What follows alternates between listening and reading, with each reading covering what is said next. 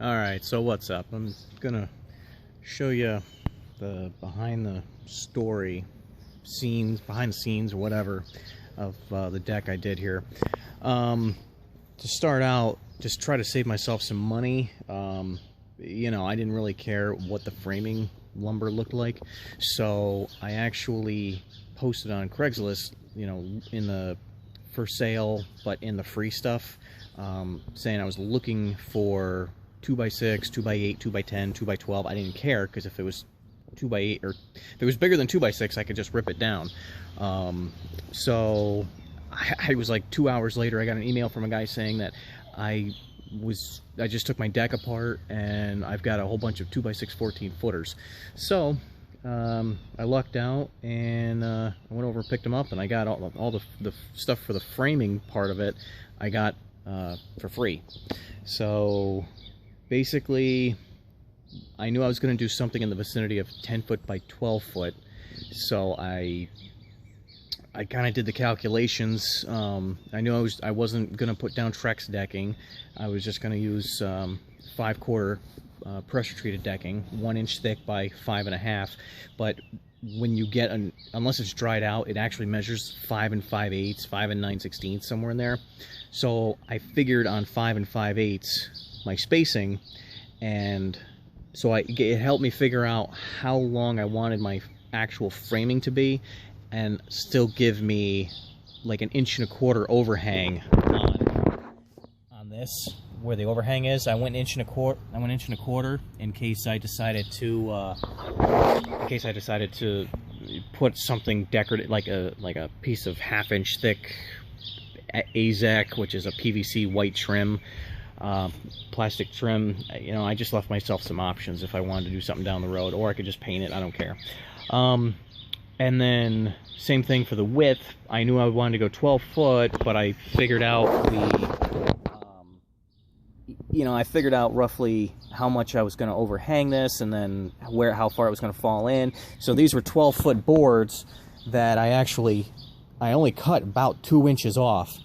The frame, the framing itself, like I said it in the well, if you were just watching this on YouTube here, then you didn't see the post on Facebook, but it's not attached to my house because I don't have a basement. I don't know if I can camera views. I can't. Okay. I don't have a basement on my house. It just sits on a slab, so I didn't actually mount the deck to the house. It's free floating on the ground. So I got my basic perimeter frame put together, and then, you know, one joist in the middle, and I've got a support on all 4 corners, and then in the middle I've got them basically just sitting on rocks. Rock. I shimmed them up, and then in the center, obviously in the middle there, the middle here, middle there, there, and there.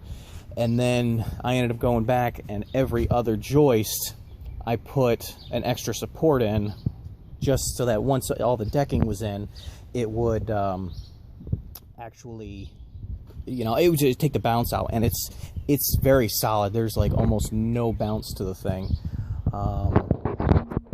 So yeah, there's not much to it. To get started, obviously I pulled diagonals, meaning I pulled on the framing. I pulled from that corner to that corner, and then from that corner to that corner, and if your number's the same, then you know your framing is square.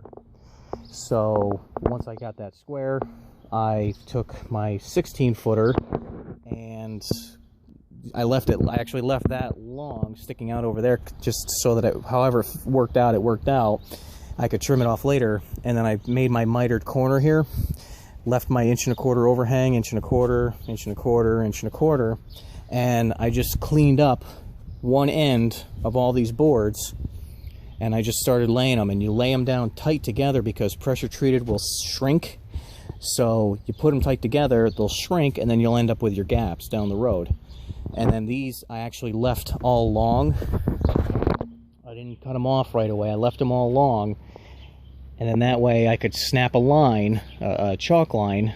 you know, I cut my first one to the length that I wanted, but then the rest of them, you know, I left that 2 inches or 1.5 inches that was left over on. Yeah, so I ran them all the way across, and and in the framing too, I did blocking between, just to help stiffen up the joist a little bit, and also around the perimeter, because obviously you have the joists here and here and there every 16 inches, but for the perimeter board there wasn't anything here. You know, I got a joist here, and then I had my outside board here, my outside joist.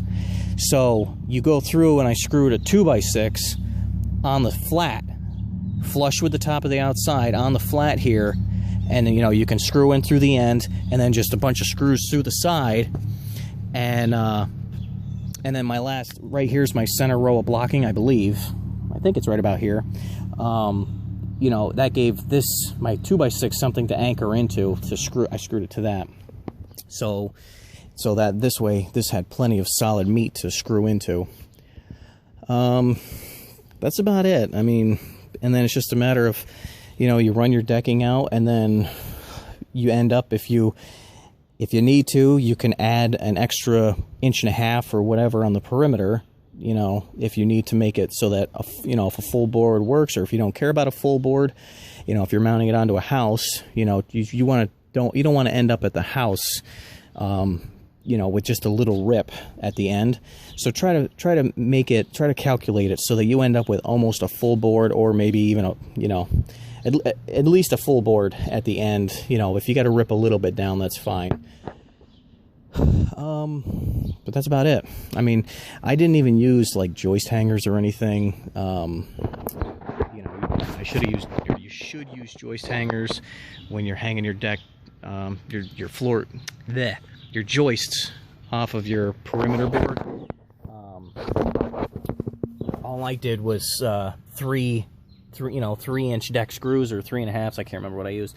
3 or 3.5-inch deck screws. I just did 3 in the ends, and then at the other end where it was against the house, where I couldn't obviously get to the end, I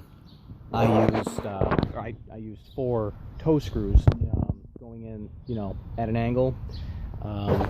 So that's about it. And if you got any questions, leave it down in the comments, and I'll try to answer it. I mean, obviously, without being there to see your project, I can only do so much. All right, thanks for watching.